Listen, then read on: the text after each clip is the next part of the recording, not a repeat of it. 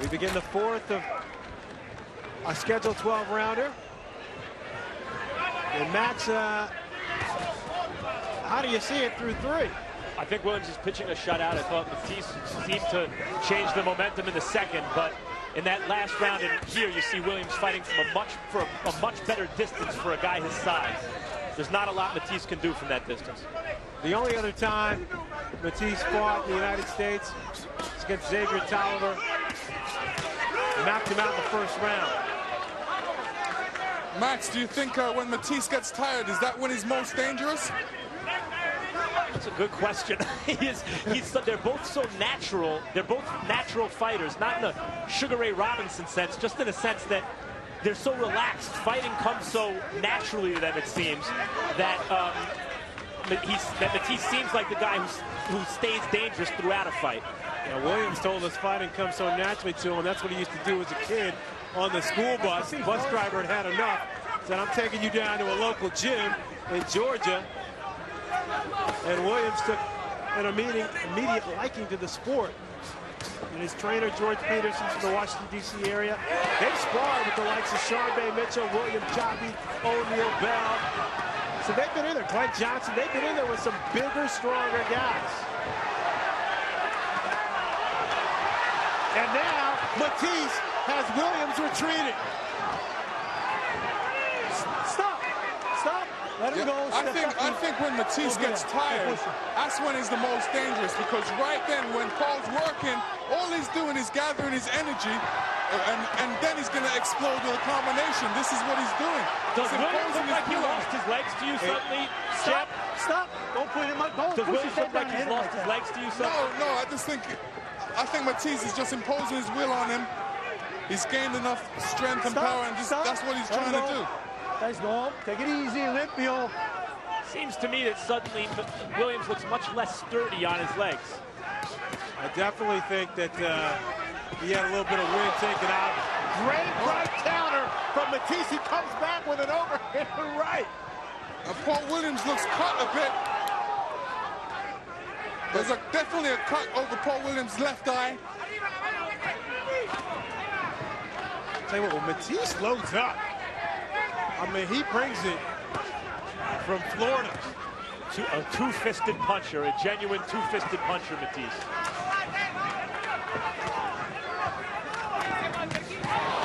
Big right hook from Matthysse, lands flush. And that's a genuine chin from Paul Williams. Matthysse showing signs of weary right now. Did you get that? Still electing to stand in the end of the round. You did it, okay? You did it. You got it where you want it. You see him tired. You see him get tired. Deep breath. Deep breath. Listen, the cut, I rule the punch. Deep breath, Paul. Understand what I'm saying? And then rinse. Hey, he's trying to survive. Rinse it out. Look, from here it's like taking candy from a baby. Go your right. This you see, Matthysse definitely scoring a good right hand early in the round. Small cut. And this is what you have to really worry about, him throwing that right hand. Here it comes again. He basically unleashes with a right hand. This is what Paul Williams definitely has to worry about in this fight. Number 5, Cinco. Seconds out. Number 5, Paul.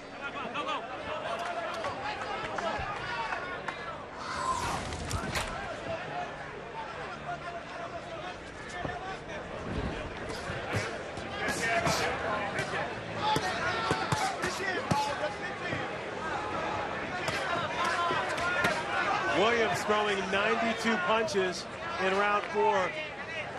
The first time he was under 100, but 92 and still ain't bad, Chip.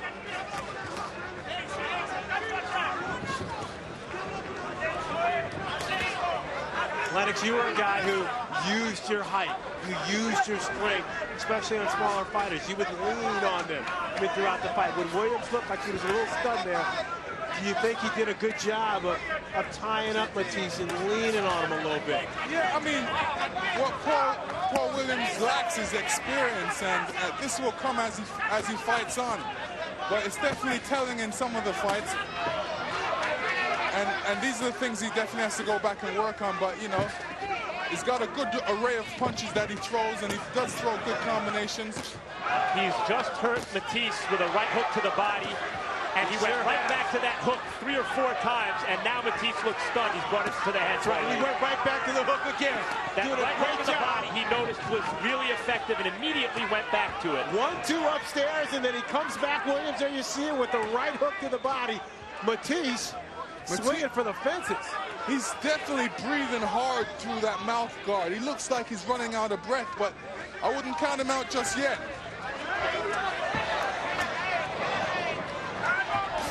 Oh, Matthysse comes through with a straight right. But Williams steps back, shows some good hand speed. Everybody step out. We talked about it briefly, Lennox. Walter Matthysse, he does not look at tape of opponents. Probably would have benefited from seeing a little bit of Paul Williams on video here. Absolutely. I'm a fighter that loves to see my opponent, especially see if I can learn anything from him. Big roundhouse punches from Matthysse. Williams falls back in the ropes, and now he tries to tie up. Come on, let's go. Matthysse frustrated that Paul Williams is not allowing him to do what he wants, complaining to the ref. So don't push him back. You know, for an inexperienced fighter, he does a lot of veteran things in there, Paul Williams. Just went down to one knee, wouldn't let Matthysse lean on him. Fighting from a good distance.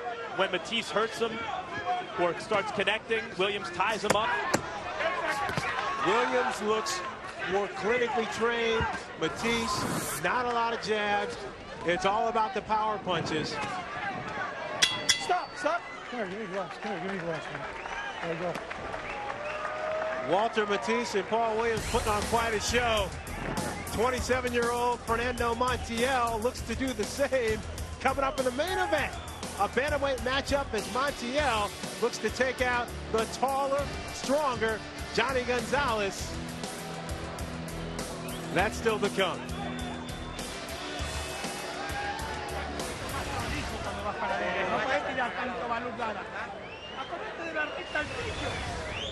You know, this guy's tall and lanky, but he throws good combinations, as you're going to see here. And he's landing big. Vamos. Respira, vamos. Dale eso. Dale, si hay, dale, Volcán y la derecha, Volcán para abajo la derecha, dale eso. Walter. Don't try to balance. Time up, okay? Time up what you're doing. Go, get out. For a one-sided fight, this has drama because of Mathisse's punching power. Well, and you made a point earlier that you thought as it gets in the later rounds, Matthysse could still be dangerous, Max. He's especially against the guy who throws so many punches. Williams, it's not that he's doing anything wrong other than bringing that right jab back low, but the fact that he throws so many punches, even in a fight he's dominating, gives his opponent opportunities to counter. Well, it's no question who's winning the jab contest. Williams has landed 38 of 293 jabs through 5 rounds. Matthysse, 1 of 25. You know, what's important about Williams is that he throws good combination and he throws good body shots. Most guys are just headhunters, but he's definitely mixing up his array of punches. And his recognition of what works and what doesn't. He immediately recognized the hook to the body was effective and started to dominate Matthysse with it.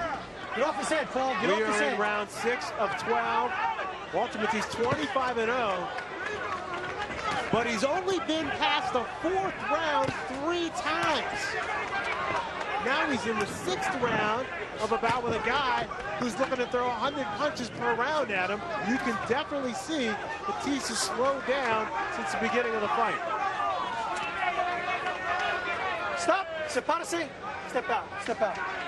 At some point, the hooks to the body are probably going to catch up with Matthysse. Looks like a little sting has come off of Matthisse's power, especially off of his punching. He's not as powerful as what he was before.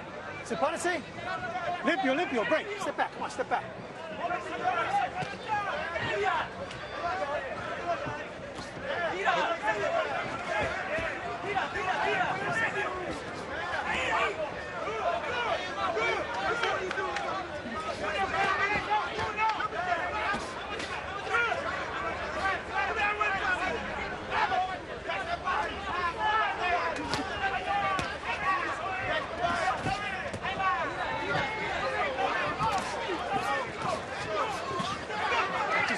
Get off his feet. Matthysse been in with 3 southpaws. He's won all 3 of those fights, but he's never been in the ring. He admitted with an opponent who's as tall as the 6'1" Williams. Get off his head. Get off his head. One of the advantages Williams is going to have, excellent straight left hand. Williams, a lot of fighters he fights. Go ahead, Max. Is that whoever faced a guy like this. I mean, how many guys have you ever seen at welterweight fight like this? A tall guy like this throws this many punches from the southpaw position. Get off his head and do not punch. Stop. Hey, you're holding his head down. You punch one more time, I'm taking a point. You understand? All right, time. You understand? That's the last warning. Jack Reese says, you hold and hit one more time. Paul Williams, I'm taking a point away.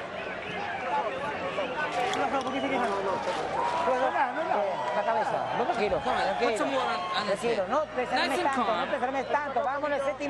This is the 7th round. He's going to take a point away from the other guy.